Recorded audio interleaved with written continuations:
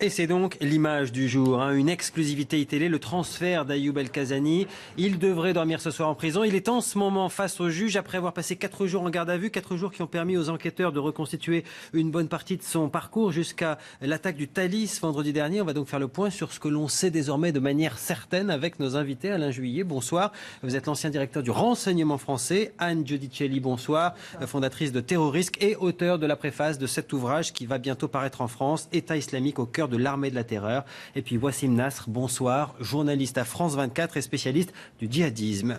En duplex de Bruxelles, nous serons aussi avec Guillaume Oda, où l'enquête se poursuit à Bruxelles, notamment dans l'entourage d'El Kazani et de sa sœur qui l'aurait hébergé avant son départ. Le procureur de Paris a donc décidé de jouer la totale transparence dans cette enquête qu'il vient d'ouvrir pour tentative d'assassinat en relation avec une entreprise terroriste. Il a livré aujourd'hui tous les détails en sa possession, ou presque. On va en reprendre les principaux point par point, et notamment ceux qui lèvent un coin du voile sur les zones d'ombre qui persistent dans cette affaire. Un mot d'abord sur cette image que vous avez tous vue, très commentée aujourd'hui, image filmée par Pierre-François Altermat pour iTélé. C'est le transfert, pieds nus, masque sur les yeux. Alors de sources judiciaires, on nous dit que s'il était pieds nus, c'est parce qu'il a refusé lui-même de mettre des chaussures.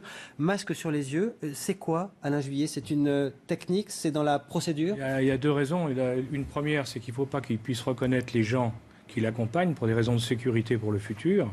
Qu'il ne faut pas qu'il puisse dénoncer à des complices à l'extérieur des gens et pour ensuite exercer sur eux des menaces, des pressions diverses. La deuxième possibilité, et ce qui est appliqué par l'art général, c'est que ça permet de le perdre, qui ne se rend pas compte de là où il est et ce qu'on fait avec lui, qui est très important pour le déstabiliser. Parce qu'on sait qu'il a arrêté de parler depuis au moins 48 heures maintenant aux enquêteurs. Ça veut dire qu'on espère qu'avec ce genre de technique-là, ce soir devant le juge, il peut redevenir un peu prolixe? Non, il y a peu de chance, parce qu'a priori, s'il a arrêté depuis 48 heures, c'est que s'il est conseillé pour ça, et certainement par son avocat, qui lui dit que moins il en dira et moins il aura de problèmes. Alors le procureur donc livre en détail tout à l'heure les éléments de son enquête. Premier récit, eh bien, le moment où le terroriste présumé est passé à l'action avant l'intervention des fameux passagers américains. Vers 17h35, un passager de nationalité française se dirigeait vers les toilettes et patientait 3 à 4 minutes jusqu'à ce que la porte s'ouvre. Ayoub El Kazani sortait alors des toilettes, torse nu, portant un sac à dos sur le ventre et une arme de type Kalachnikov en bandoulière.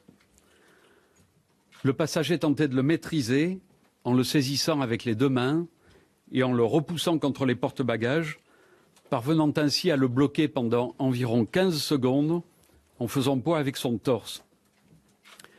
Le mis en cause profitait cependant de l'arrivée d'un contrôleur qui venait et ouvrait la porte de séparation entre la voiture 12 et la plateforme des toilettes. Il en profitait pour se dégager et se diriger vers la voiture 12. El Kazani faisait alors usage d'une arme et plusieurs détonations étaient entendues par les passagers du train. El Kazani se retournait également vers le premier passager, resté vers la plateforme des toilettes et le mettait en joue. Le passager réussissait à prendre la fuite pour rejoindre la voiture bar où il alertait le personnel du train Thalys. Il a dû se sentir bien seul, ce passager, pendant 10 minutes. Il a fallu 10 minutes avant que le contrôleur ne donne l'alerte. On imagine aussi son désarroi, personne ne lui jette la pierre, mais on se pose la question, quand on entend ce récit-là, est-ce qu'il faut revoir les procédures de sécurité à l'intérieur de la SNCF? Est-ce qu'on peut imaginer, par exemple, des personnels armés? Parce que quand on n'est pas armé, on ne peut rien faire face à un homme qui est surarmé. Oui, enfin, on peut pas imaginer d'armer tout le personnel à la SNCF, ce serait trop dangereux parce qu'on serait aussi à la merci d'un fou qui, s'imaginant que quelqu'un veut faire une attaque, se met à tirer également. Donc c'est pas possible. Non, le problème c'est qu'effectivement il faut des mesures de sécurité, mais il faut aussi que le personnel soit prêt à les appliquer. Or, il faut bien être honnête, lorsque vous vous trouvez face à quelqu'un qui a une Kalachnikov devant vous et qui tire, il n'y a pas beaucoup de gens qui ont le courage de se lever et de foncer. Je vous rappelle quand même, dans les trains de banlieue à Paris, quand il y a des viols, la plupart des Français tournent la tête pour ne pas réagir. Alors imaginez, quand au lieu d'un cutter, vous avez quelqu'un qui était une Kalachnikov et qui tire. Donc malheureusement, je dirais qu'il ne faut pas s'étonner de tout ce qui s'est passé, du temps qui a été mis. Par contre, ça ne veut pas dire qu'il ne faut pas améliorer les mesures de sécurité. Et c'est un des problèmes majeurs qu'on a actuellement, la sécurité des gens qui montent dans les trains et la sécurité dans les trains. Alors, on va parler maintenant de la question du mobile. J'ai des questions pour vous, précisément. El Kazani a affirmé avoir voulu braquer le passager du train pour de l'argent, un motif que le procureur a qualifié de fantaisiste, évidemment, au vu de son arsenal et aussi au vu de ce nouvel élément qui est apparu aujourd'hui. Sur la téléphonie, les premières exploitations du téléphone portable, dont Ayoub El Kazani revendiquait la propriété, permettaient d'avancer que cet appareil était clairement dédié à la commission des faits et du projet criminel de l'intéressé, puisque ce téléphone avait été utilisé avec une ligne activée le jour des faits, 21 août, soit quelques heures avant l'embarquement du mis en cause dans le train Thalys. L'exploitation des connexions Internet effectuée depuis ce téléphone démontrait en outre qu'Ayoub Al-Kazani avait visionné, alors qu'il se trouvait déjà à bord du train Thalys, un fichier audio YouTube dans lequel un individu exhortait ses fidèles au combat et à la prise des armes au nom du prophète. Wassim Nar, c'est quelque chose de connu, ça, chez les djihadistes. On va sur un site au dernier moment pour s'exhorter, pour passer à l'action? Pas forcément. En tout cas, tous les apprentis djihadistes, les aspirants, les sympathisants de ces groupes vont sur YouTube ou sur d'autres sites pour écouter ce genre d'hymnes ou de discours guerriers. Donc c'est pas dans le mode opératoire, si je puis dire. Mais en tout cas, ce qu'on peut dire aujourd'hui, c'est que le mode opératoire de cette personne, il n'y a pas de doute. Il planifie un acte terroriste, oui, mais ça reste très amateur dans les faits. Parce qu'avec 300 balles, une Kalachnikov, un pistolet, un cutter, il aurait pu faire beaucoup de victimes. Et dès le premier jour, moi je l'ai dit ici à iTélé, je l'ai dit à France 24, c'est un mode opératoire amateur, ce qui a été confirmé par un des soldats américains quand il a été interviewé. On lui a demandé est-ce qu'il savait utiliser une arme. Il a rigolé. Et il a dit, bien sûr que non. Alors qu'il y a eu beaucoup de thèses avant, soi-disant parce qu'il a scotché ses chargeurs, il a eu un entraînement commando, mais pas du tout. Donc c'est amateur, ce qui fait que ça reste une attaque de faible intensité, parce qu'il n'y a pas eu de victime, parce que la cible n'est pas régalienne, et parce que c'est un mode opératoire aléatoire qui dénote complètement... S'il n'y avait pas eu quelques héros à bord du train, l'amateur aurait pu faire un gros carton quand même. Il a eu beaucoup de malchance, et les passagers ont eu beaucoup de chance. Mais ça n'a aucune commune mesure avec, par exemple, ce que les Kouachi ont fait avec l'attaque de Charlie Hebdo, qui était une attaque paramilitaire organisée, commanditée, missionnée, ou même avec ce qu'on a pu connaître dans le passé, comme le RER en France, Madrid, le 11 septembre, et même à l'époque des factions palestiniennes, quand ils kidnappaient des Boeing 707, ils faisaient le tour du Moyen-Orient avec, kidnappaient des réunions de l'OPEC à Vienne. Ça, c'était du terrorisme professionnel avec tous les guillemets qui s'imposent. Là, c'est des actes aléatoires, beaucoup plus fréquents, mais beaucoup moins nocifs, si je puis dire. Anne-Judith Kelly.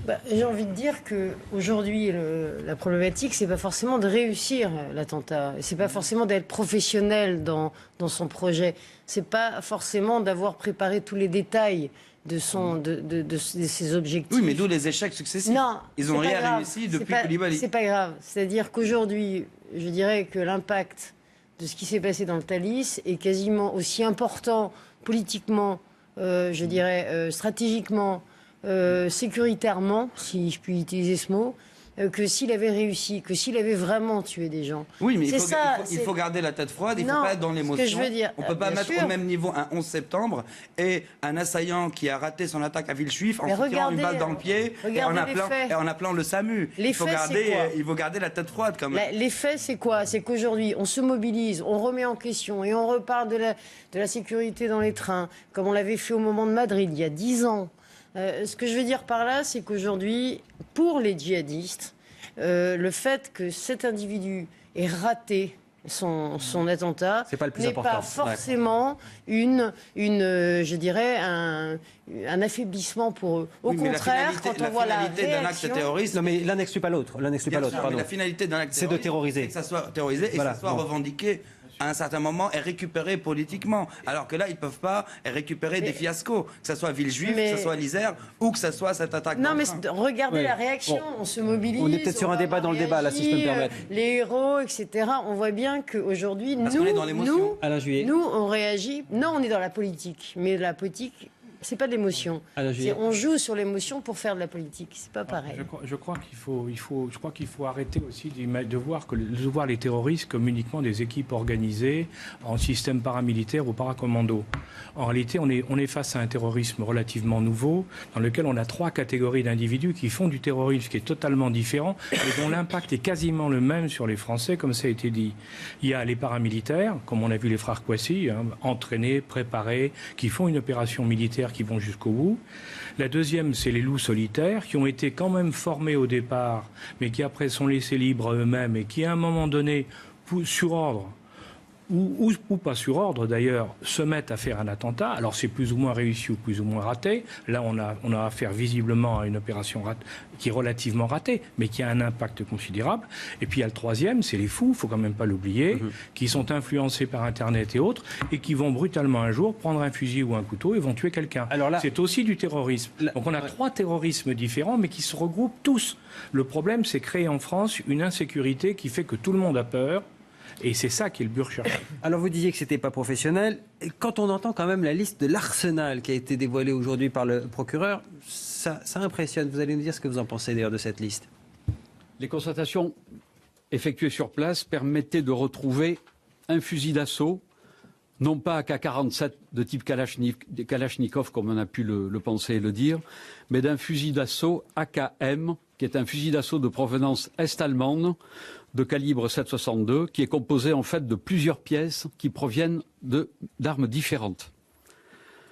9 chargeurs garnis de munitions 7,62, dont l'un était engagé dans le fusil d'assaut. Il faut préciser que ces chargeurs contiennent chacun 30 cartouches, que tous ces chargeurs étaient chargés à bloc et que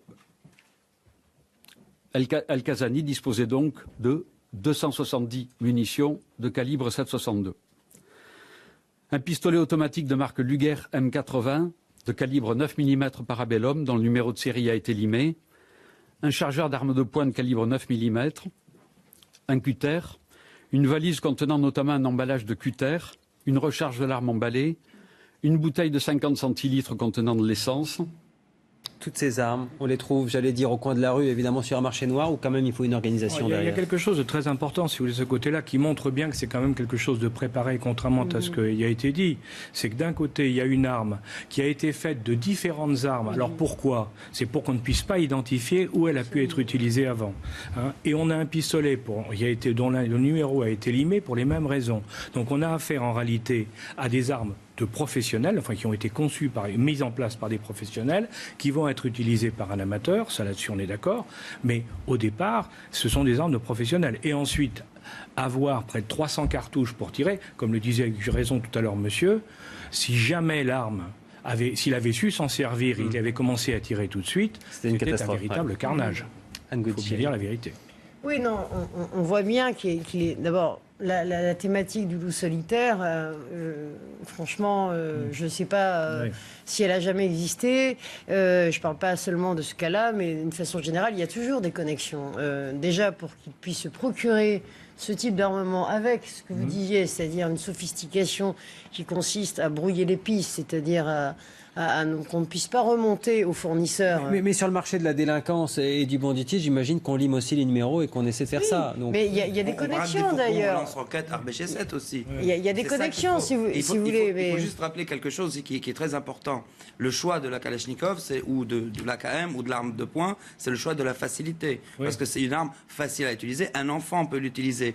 Jusqu'à l'heure où on parle maintenant, s'ils font ce choix, c'est qu'ils ne peuvent pas faire le choix des artificiers et de poser des bombes. Et ce qui démontre aussi une incapacité logistique jusqu'à l'heure, heureusement, qu'ils n'ont pas. Oui, donc, mais ce que ça démontre, c'est qu'on n'a pas besoin aujourd'hui d'être un méga professionnel qui a été formé sur les fronts de la guerre avec des armes lourdes pour pouvoir créer un électrochoc. Et qui est repris par les politiques, mais comme M. Juillet l'a dit, le but in fine d'un acte terroriste, c'est de créer une atmosphère de délation, de suspicion et d'insécurité. Donc après, c'est à nous de faire le travail de la raison. Il faut avoir une société résiliente et garder toute commune mesure en comparant des actes terroristes importants, organisés, financés, missionnés, et des actions comme celle-là, qui sont aléatoires et amateurs, mais qui restent terroristes quand même. Le profil, maintenant, vous disiez 3 types de profils dans ce cas-là. Écoutez ce que disait le procureur. Ayoub El-Kazani a pu être formellement identifié, même s'il n'est pas connu en France dans le fichier des empreintes dactyloscopiques, au FAED. Il a pu être formellement identifié à partir des photographies et relevés signalétiques transmis par les autorités espagnoles. Nous savons qu'il est né le 3 septembre 1989 à Tétouan, au Maroc. Il est de nationalité marocaine et se dit sans domicile.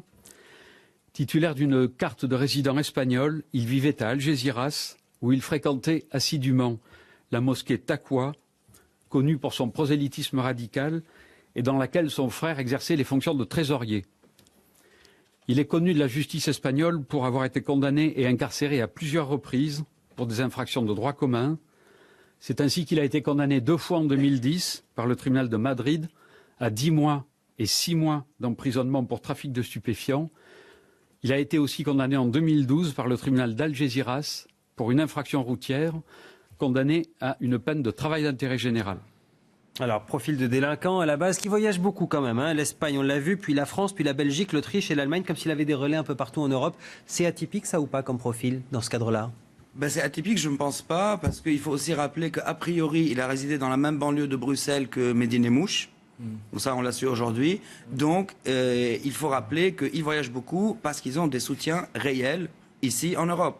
Sans parler de soutien logistique ou militaire ou paramilitaire, mais des soutiens, des points de chute par exemple, des endroits, des connexions, parce qu'il ne faut pas oublier que ces Français, ces Belges, ces Européens sont des citoyens européens qui ont parfois trempé dans la délinquance, qui connaissent les réseaux, qui peuvent se procurer une arme. Un vendeur d'armes, il va vendre l'arme, il ne va pas demander est-ce que c'est pour braquer une banque ou est-ce que c'est pour faire un acte terroriste. Donc c'est ça qu'il faut aussi garder en tête, c'est que ceux qui les aident, qu'ils soient en Syrie ou là, connaissent déjà des réseaux, ont déjà des points de chute, connaissent les zones d'ombre dans les villes et donc ils les aident. Il y a des réseaux familiaux aussi. Donc c'est pas atypique parce qu'il ne faut pas non plus les prendre pour des imbéciles. Ils préparent un minimum et ce qu'ils vont faire sans que ce soit professionnel, mais ils le préparent quand même comme n'importe quelle autre personne préparait n'importe quel acte criminel. Et c'est vrai que c'est toujours dans les mêmes quartiers. En Belgique, on va s'y rendre. Là, on est en duplex avec Guillaume Oda, notamment. Ce sont des quartiers qui, effectivement, sont fortement empreints d'un certain islam radical, où ça se voit dans ce quartier belge, justement, où vit la sœur d'El Kazani. Ça facilite, ça, le renseignement, on imagine, parce que ça circonscrit quand même un peu le périmètre. Il est clair que si vous avez des zones dans lesquelles il y a une concentration de gens qui ont une certaine idéologie religieuse, politique ou autre, pour les services de renseignement, c'est plus facile parce que il suffit d'infiltrer des gens à l'intérieur ou d'avoir des informateurs pour pouvoir mieux maîtriser ce qui se passe. Même ça signifie. Oui. Maintenant, c'est pas. Oui, une fois que c'est dit, c'est pas facile. Hein. Voilà. Ouais, non, mais c'est vrai que on voit qu'il a un itinéraire. On a l'impression qu'au départ, il est dans une forme d'errance. Ensuite, le procureur a parlé d'un voyage qu'il avait fait de retour de Turquie en passant par l'Albanie. Et là, on voit que brutalement, il a davantage un parcours qui vise à dissimuler ouais. les différents... voilà. Ouais. Donc on a l'impression qu'il Il erre avant de partir en Syrie, mais quand il revient, il sait où il va. Il a dérivé et que ça a été l'occasion qu'il soit pris en main. Et qui a probablement ensuite, il a mis en connexion l'ensemble des contacts qu'il avait eus, qui ont abouti à lui fournir une logistique. Lui a défini un projet. D'ailleurs, le procureur l'a rappelé aujourd'hui. Il a tenu à prendre ce train-là et pas un autre. Alors qu'il était là depuis des heures à la gare et qu'il attendait. Et on lui a proposé de prendre un train plus tôt. Il a refusé. Donc, se pose la question aujourd'hui de la complicité. Parce que se pose de fait la question de qu'est-ce qu'il attendait des loups solitaires, qui, à mon avis, est une facilité occidentale, j'ai envie de dire, d'analyse du problème. En réalité, c'est des gens qui sont tous connectés. Mais c'est vrai qu'il est là pendant des heures. Il y a plein de TGV, de Thalys, qui partent et on lui propose d'en prendre avant. Il dit non. Ça veut dire quoi? Ça veut dire soit qu'il attend quelqu'un, un complice, ou alors qu'il a une cible en particulier dans ce train-là. Qu'est-ce que vous en déduisez, vous, l'homme de renseignement? C'est l'un ou l'autre, hein, ou bien effectivement, ou les deux. C'est-à-dire qu'il peut avoir effectivement l'instruction d'attaquer dans tel Thalys, tel compartiment, pour une raison ou pour une autre, hein, d'une part. Il est évident, par exemple, pour être clair, que par exemple les Thalys du matin, du lundi matin ou du vendredi après-midi, c'est exactement pareil pour aller à Londres. Eh bien, il y a un certain nombre d'hommes d'affaires, de fonctionnaires et autres. Quand vous êtes en première, vous allez faire un carton. On peut s'exprimer ainsi, un peu vulgairement. Donc c'est possible que ça, mais c'est possible aussi, comme vous l'avez dit, qu'il y ait eu des complices dans le train. C'est parfaitement possible qu'il y ait eu des complices, qu'on ne les ait pas identifiés, ou en tout cas la police fait son travail, on verra ce qu'ils vont sortir, mais qu'il y a eu des gens qui étaient là aussi pour accompagner l'opération. Parce que c'est quand même assez étonnant de voir quelqu'un qui est aussi armé, tout seul. Parce que vraiment, on tire pas 9 chargeurs d'AKM, plus des coups de revolver. Il y a quelque chose qui a surpris d'ailleurs aussi dans la liste de l'arsenal. Il y avait une bouteille d'essence. Oui. Comme si elle était prévue, on peut l'imaginer, on ne se trimballe pas avec une bouteille d'essence pour rien, pour faire autre chose derrière. Vous avez l'habitude de travailler sur ces réseaux-là, vous pensez à quoi spontanément? Il y a plusieurs hypothèses, parce malheureusement on est qu'au stade des hypothèses. Alors bon, allons-y, mais il y a plusieurs hypothèses, c'est-à-dire qu'on peut supposer qu'il avait une mission, une cible, je dirais un objectif premier. Ensuite, les charges supplémentaires qu'il avait auraient pu lui servir, par exemple, pour faire face à une réaction des forces de sécurité avant qu'il s'évade. Et ensuite, il est possible que, vu qu'il s'est obstiné à prendre ce train-là, ça voulait peut-être dire que devait suivre ensuite une opération qui fait successive à celle qu'il aurait commise. Et on l'a déjà vu sur d'autres fronts, sur d'autres terrains, c'est que souvent, il y a l'objectif de faire soit des cibles, d'avoir des objectifs simultanés, soit successifs. C'est-à-dire, on crée un attentat là, et quelques heures après, ou quelques minutes après, il y en a un autre ailleurs. Donc voilà pourquoi peut-être que tout ça a été organisé, on ne sait pas. C'est pour l'instant des hypothèses. Mais vu l'arsenal dont il disposait, on peut supposer qu'il y ait autre chose que la seule mission qu'il était censé réaliser. Avec son fusil d'assaut. Avait-il un réseau en tout cas, il a bénéficié au moins pour un temps du logement de sa sœur en Belgique, à Bruxelles. Guillaume Oda, vous êtes sur place pour étaler ce domicile. Il est derrière vous, il a été perquisitionné. Aujourd'hui, la sœur a été entendue aussi d'ailleurs. Oui, absolument. La sœur a entendu par les policiers fédéraux belges, mais qui l'ont relâché. Il n'avait rien à lui reprocher. D'après mes informations, enfin en tout cas, elle se prénomme Abia, a été extrêmement coopérative. Certaines sources policières belges estiment même qu'elle n'est pas liée à l'acte commis par son frère ce vendredi dans le Thalys. Alors ça, c'est une chose. Maintenant, les policiers belges se tournent et se concentrent sur l'exploitation des bandes de vidéosurveillance de cette gare de Bruxelles et des quartiers qui entourent cette gare de Bruxelles, parce qu'ils veulent savoir si oui ou non Ayoub Al-Kazani est entré avec un sac à dos dans ce fameux Thalys, un sac à dos qui pouvait contenir ses armes et ses munitions. Si oui, il cherche à établir un réseau. Est-ce que quelqu'un le lui a remis? Pourquoi a-t-il choisi un train? Attendait-il un sac à l'intérieur d'un train avec les armes et les munitions avant même qu'il n'y pénètre? Bref, toutes ces questions, elles trouveront peut-être leur réponse dans ces bandes vidéo qui sont en train en ce moment d'être exploitées. En tout cas, du côté de la sœur, elle a été relâchée. Elle n'a rien à se reprocher. Ici, tous les habitants de cet immeuble ont été interrogés, chaque appartement fouillé. Les policiers n'ont pas trouvé de balles, pas de munitions, pas d'armes. Ils sont repartis avec des documents. C'est, j'allais dire, un souvenir, Al-Kazani, auprès du voisinage? Oui, il a laissé un souvenir. Alors certes, il était décrit comme un homme très discret, extrêmement pieux, se rendant à la mosquée lorsqu'il séjournait ici dans le quartier, lorsqu'il dormait chez sa sœur, priant 5 fois par jour, mais n'évoquant jamais de projet d'attentat, de djihad, de départ en Syrie. Un homme extrêmement discret que l'on saluait d'ailleurs parfois en français, ça m'a été dit par certains témoins. Dernière information rapportée par un homme que l'on a interrogé, que je vous propose d'écouter. Il a séjourné 1 semaine ici avant d'entrer dans le Thalys et de commettre son acte. Il venait de temps en temps dormir là parce que c'est familial, il se regroupait familialement. Et je répète, c'était pas un terroriste sûr et certain, c'était pas un radicaliste, c'était un gars normal, pas sportif, rien. Il priait ses 5 prières à l'heure. Il allait à la mosquée Ouais, pas loin, ici dans le quartier, normal, il priait ses 5 prières. Pas de barbe extrémiste là, comme ils disent. Très discret, un gars normal. Qu'on peut dire bonjour comme ça, normalement. Vous lui disiez bonjour de temps en temps? Ouais, chez nous on dit salam alaikum, que la paix soit sur toi. Guillaume Oda, en direct de Bruxelles. Merci Guillaume. Wassim Nasr, je vous voyais sourire en écoutant ce témoignage. C'est toujours ça qu'on entend à chaque fois. Pourquoi vous souriez? Parce qu'à chaque fois, on refait le film. Les gens, ils s'attendent à quoi? À quelqu'un de barbu, en habit afghan, avec une kalachnikov, avec une kalash en bandoulière? Non, bien sûr que non. C'est des gens comme tout le monde qui portent des baskets, qui vont pas s'afficher, qui vont pas parler de leur plan terroriste. Et quand on interviewe les parents, ils disent oui, il était bien, il jouait au foot, c'était un enfant idéal. Ben oui, personne ne naît terroriste non plus, on le devient. Personne ne naît journaliste non plus, on le devient. Donc les gens évoluent dans la vie. Moi sûr. Ils prennent des chemins différents. À chaque fois, on est étonné, on refait le film. Oh là là, on s'y attendait pas. Ben, c'est comme les tueurs en série. On s'attend pas à plein de choses. Non, mais on voit bien qu'il y a quand même peut-être une volonté aussi. Bon, on en a parlé. D'ailleurs, c'est aussi une stratégie des djihadistes. Mais à un moment donné, quand on va passer à l'action, il vaut mieux se raser la barbe plutôt que d'arriver avec un contrôle potentiel au faciès où on sera le premier à se faire contrôler. Alors, il y a une chose, c'est que ça pose deux questions, ce que vous dites. La première question, c'est est-ce que les critères de surveillance sont vraiment adaptés par rapport à l'adaptation et l'évolution de la menace et du profil des individus surveillés.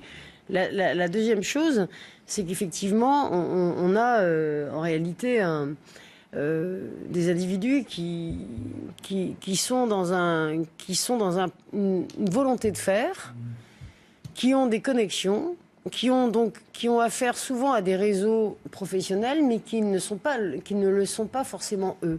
Aujourd'hui, on voit se développer un nouvel argumentaire au sein des djihadistes européens, à savoir, contrairement aux djihadistes arabes, etc., où on assume, parce qu'on sait qu'on n'a rien à perdre dès qu'on est attrapé, on va dire, j'assume l'action que je fais. Je revendique. Je revendique parce que c'est un fait d'armes, au fond. Et que vous n'êtes que la justice des mécréants et que je ne la reconnais pas. Et là, c'est nouveau. Il dit non, je suis un va-nu-pied. C'est pas nouveau. C'est-à-dire que maintenant, on a 2-3 cas où les individus européens interpellés, qu'ils aient réussi ou pas leur action, vont jouer low profile et dire non, en fait, vont utiliser les lois de la République, en gros des lois démocratiques européennes, ils vont jouer dessus en disant moi, en tant qu'individu, de toute façon, terroriste ou pas, j'ai des droits. Ce qui n'est pas forcément le cas dans certains pays de la région. Et donc, ils s'appuient sur une législation et contrairement à ce qu'on attend d'eux pour qu'ils revendiquent un acte parce que voilà, ça relève de la dimension messianique, etc., ils vont finalement réduire leur action à quelque chose qui relève de la loi et que donc à ce titre-là, ils peuvent être défendus, protégés, etc. Et ça, c'est très nouveau. Et ça, à mon avis, c'est très spécifique à une évolution du djihadisme européen. Il nous reste 5 minutes et je voudrais qu'on entende un dernier passage. Et la question, ça pour vous, Monsieur Juillet. Il concerne justement le séjour en France de ce monsieur. On avait quelques doutes, quelques zones d'ombre sur cette question. On savait depuis hier qu'il avait effectivement travaillé en France pendant 2 mois. Apparemment, ça a été un peu plus long si on en croit ses dires. Après avoir, dans un premier temps, passé sous silence un séjour en France, il a indiqué être resté sur le territoire national pendant 5 à 7 mois en 2014 en travaillant pour une société de téléphonie mobile. Il aurait alors habité à Aubervilliers. Les services de renseignement français ont pris les précautions nécessaires en émettant une fiche S et en adressant cette fiche au fichier SIS, donc fichier d'information Schengen, de façon à partager cette information avec l'ensemble des pays européens concernés par la zone Schengen. En l'espèce, au cours de son séjour en France, Ayoub El-Kazani n'a pas été contrôlé et n'a pas, au cours de son séjour de 2 mois, attiré l'attention des services de police ou des services spécialisés de renseignement. Alain Juillet, 5 à 7 mois sur le territoire national. Les renseignements espagnols nous préviennent qu'il va venir chez nous et on ne le voit pas passer. Est-ce qu'on peut parler d'un dysfonctionnement d'une manière ou d'une autre ? Non, parce que si la personne ne commet rien de répréhensible... Non, mais on ne le voit même pas passer. On ne sait même pas ce qu'il fait, on ne le surveille même pas, en fait. Oui, mais c'est pas si simple que ça. On vous signale quelqu'un, si vous voulez une fiche, il faut ramener l'histoire de la fameuse fiche S dont tout le monde parle. Sûreté de l'État. La fiche S, c'est quoi ? C'est de dire, attention, cette personne, elle est dangereuse. Elle est dangereuse, mais enfin, elle n'a rien commis. Elle est supposée pouvoir être dangereuse. Bon, qu'est-ce qui se passe ? Si on l'arrête, s'il y a un contrôle, par exemple, un contrôle routier, qu'est-ce que va faire le gendarme ou le policier ? Il ne va pas l'arrêter. Il va noter en disant, tiens, il va essayer de savoir où va la personne, qui lui racontera n'importe quoi. C'est ce qu'on appelle faire sonner la fiche. Exactement, on sait qu'il est là. Va faire vivre la fiche, mais on ne peut pas intervenir sur tous les gens qui ont des fiches ES. Le ministre de l'Intérieur avait dit qu'il y avait, à l'époque, il y a quelques mois, il parlait de 3500 à 4000 personnes à surveiller. Bon, il faut 20 personnes pour surveiller quelqu'un sérieusement toute une journée. Ça veut dire qu'il faut 100 000 personnes. C'est pas possible. On ne peut pas avoir 100 000 policiers pour surveiller tout le monde. Donc on est obligé de marcher sur 2 choses. D'une part, effectivement, les contrôles aléatoires, mais il y a des fois où ça passe à travers, si les gens sont prudents et font attention. Et le deuxième volet, c'est les résultats de la loi sur le renseignement, c'est les interceptions qui vont permettre, s'il y a un comportement bizarre sur Internet, par téléphone ou autre, que nos algorithmes disent attention, danger, alerte, là il faut aller voir ce qui se passe. Vous parliez des chiffres de nombre de personnes à surveiller. Le procureur, M. Molins, justement, a donné les tout derniers, à jour d'aujourd'hui. Regardez ce que ça donne. 1800 882 personnes impliquées dans le djihad en Syrie qui sont suivies par nos services. Et là-dessus, eh bien, il y a 209 mises en examen et 125 en détention provisoire. Le ratio est quand même faible entre les personnes impliquées et les personnes en détention. Ils nous disent quoi, ces chiffres? D'un mot de conclusion, chacun d'entre vous, Alain Juillet? Moi, si vous voulez, je pense que c'est mission impossible. Quand vous voyez 10% des gens qui sont repérés comme dangereux, qui sont arrêtés ou qui sont mis en examen, c'est déjà pas mal. C'est déjà beaucoup. C'est déjà beaucoup. Si vous voulez, ça prouve que le système fonctionne. Maintenant, il faut bien voir que nous sommes dans un monde dans lequel il y a un problème de risque. On ne peut pas tout contrôler parce que sinon on n'est plus en démocratie, on est en dictature absolue. D'un autre côté, on ne peut pas tout laisser faire, sinon on voit bien où ça pourrait nous mener. Donc le problème du politique, c'est d'arriver à trouver un équilibre, une prise de risque, si vous voulez, acceptable. Et c'est tout le problème, par exemple, sur le Thalys, où maintenant on parle pour les trains de mettre des portiques. Il suffit de réfléchir une seconde pour voir que c'est pas possible. Parce que vous ne pouvez pas mettre sur toutes les gares. Imaginez à la gare Saint-Lazare ou à la gare du Nord, si on avait tous les gens le matin et le soir qui devaient être contrôlés. C'est techniquement absolument impossible. Donc il faut faire un choix. Ça va être, par exemple, le système aléatoire, c'est-à-dire toute personne qui a une apparence bizarre, alors vous allez me dire délit de faciès, non. Un comportement atypique ou un sac trop long, il faut le contrôler. Il reste 30 secondes, pardon, votre conclusion chacun sur ces chiffres. Quand on voit, enfin je veux dire, ce qui s'est passé avec le Thalys ne réduira pas, voire augmentera le nombre des chiffres, les chiffres qu'on a vus là. C'est ça. Moi je dis qu'il y a deux choses à noter. Ces chiffres-là nous démontrent qu'aujourd'hui la menace terroriste ne vient pas d'au-delà des mers. La menace terroriste est surtout interne. Aujourd'hui, il faut savoir que des Français convertis qui n'ont aucun lien avec les Arabes ou les musulmans se font aussi exploser en Syrie, en Irak. Donc il faut changer de paradigme, changer de vision. Il faut appréhender ce problème comme un problème sociopolitique. Ça ne vient pas d'au-delà des mers, c'est un problème inhérent à toutes les sociétés occidentales, voire dans le monde. Voilà, 3 conclusions qui appellent une bonne réflexion pour cette soirée. Merci à vous d'être venu nous apporter cet éclairage, ce décryptage ce soir sur ce plateau. Vous restez avec nous à suivre les sports. On va parler de Monaco qui a bien joué ce soir, mais ce n'était pas suffisant pour jouer la Ligue des Champions cette saison. On en parle avec François Pinet tout de suite.